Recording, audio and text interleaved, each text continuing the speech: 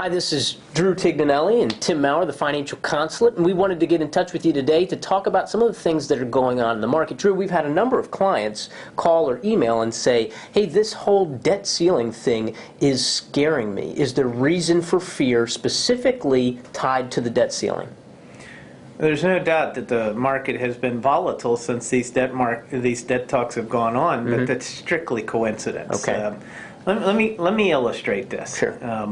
First off, the United States borrows all of its money in U.S. dollars. Right. So when you print the currency that you borrow in, you can't really run into a total, the talks about debt and default on the debt is totally irrational because you print the currency that you've borrowed your money in. Sure. I mean, just think about it. If you borrowed all your money, but you had the ability to print the money to pay your debts off. Sure. It's a it's a perfect scenario. Yes. That's number one. But number two, even more importantly, is if you look at situations throughout history when a country's run into problems where they've had debt default potential, their interest rates always started to rocket upward. Okay. So, like Italy right now was at about 1.5% interest rate on its 1-year debt. It's now up to 3.5%. Interesting. And 6% on its 10-year debt, when it used to be at about 3.5% just a couple years ago. Wow. Okay. So the markets are worried that Italy could default. Now let's compare that to the United States. The United States 3-month Treasury bill is yielding, you ready for this? 0.01%.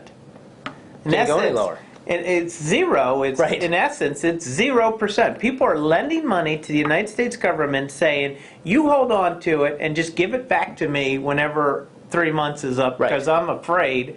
And that's not the sign of investors who are concerned that the United States government will not pay them back. Right.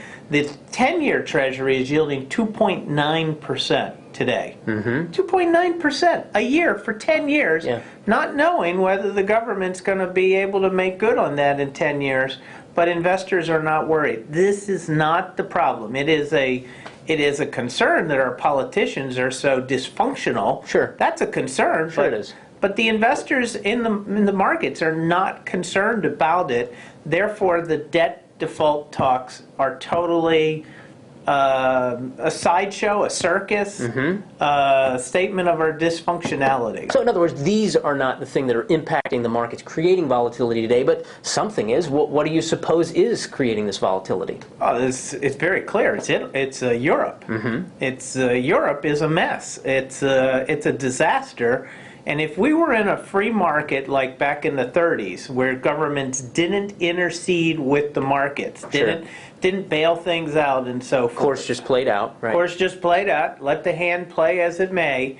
We would be running for cover because we'd be headed into another similarity to the Great Depression based on what Europe is doing and how their situation is turning. But you're not saying we're headed there. I'm saying if we were in a 1930s free market economy, we would be headed back to that type of scenario. But in today's world, we have governments that borrow a boatload of money and say, we're going to bail out this bank, we're going to bail out that bank, we're going to bail out this country, and we're going to bail out that country. And they've already shown a willingness to do it. They've already shown a willingness to do it. So you have to invest today based on the trump cards that these governments and central banks will play. And you have to monitor how they're going to play their trump cards to determine how you're going to invest.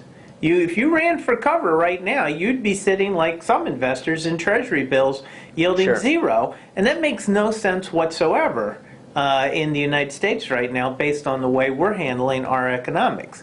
So Drew, what are the practical steps that we're taking as an investment committee, as a firm, to navigate these difficult waters? What we're doing is we're monitoring Europe very carefully. Okay. The United States is going to be a problem maybe 3-5 years down the road if they don't do something. But right now, it's not an issue.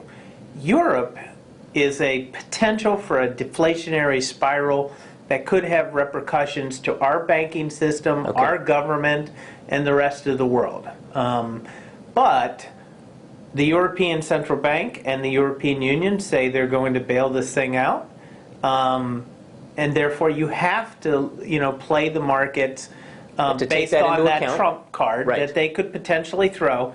And the way to play it is clearly commodities. Okay. That's why gold keeps going up. That's why silver keeps going up. That's why oil keeps going up. That's why all commodities keep going up. Okay. It's because they're printing a lot of money in the world.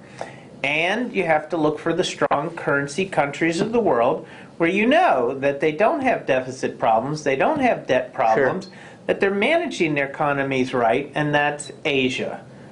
China and Singapore and Hong Kong and Korea and Indonesia and India even. I mean, these countries went through this 10, 12 years ago in the 90s.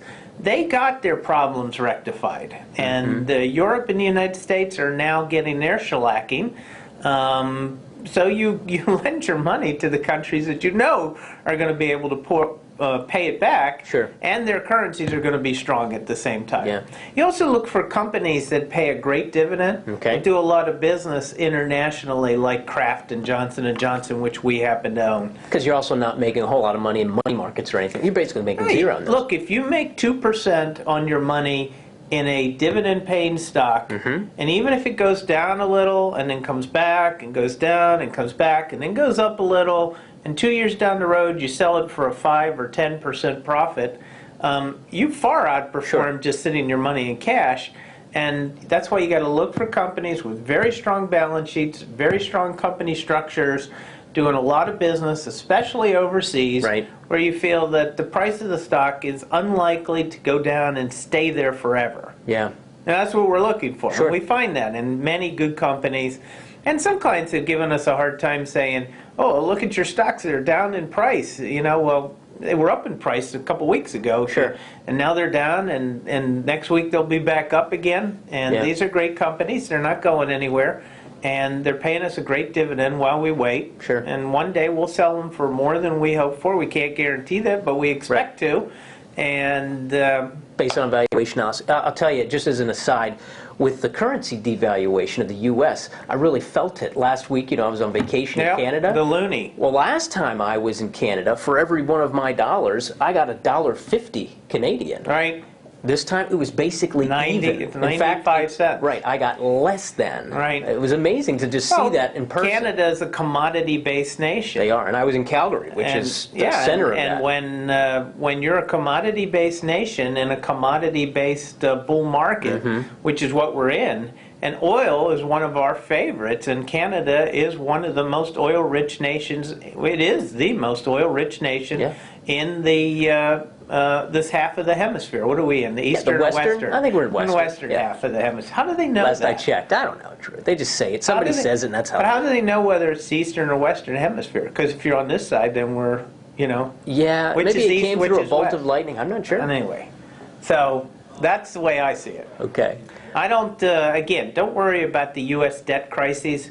We're worried about Europe, but we also feel that Europe's going to bail this thing out. How they bail it out, that's what we're watching very closely. And we've got a good bit of cash, we've got a good bit of bonds, we've got a good bit of short-term bonds, and many of our mutual funds are great risk managers.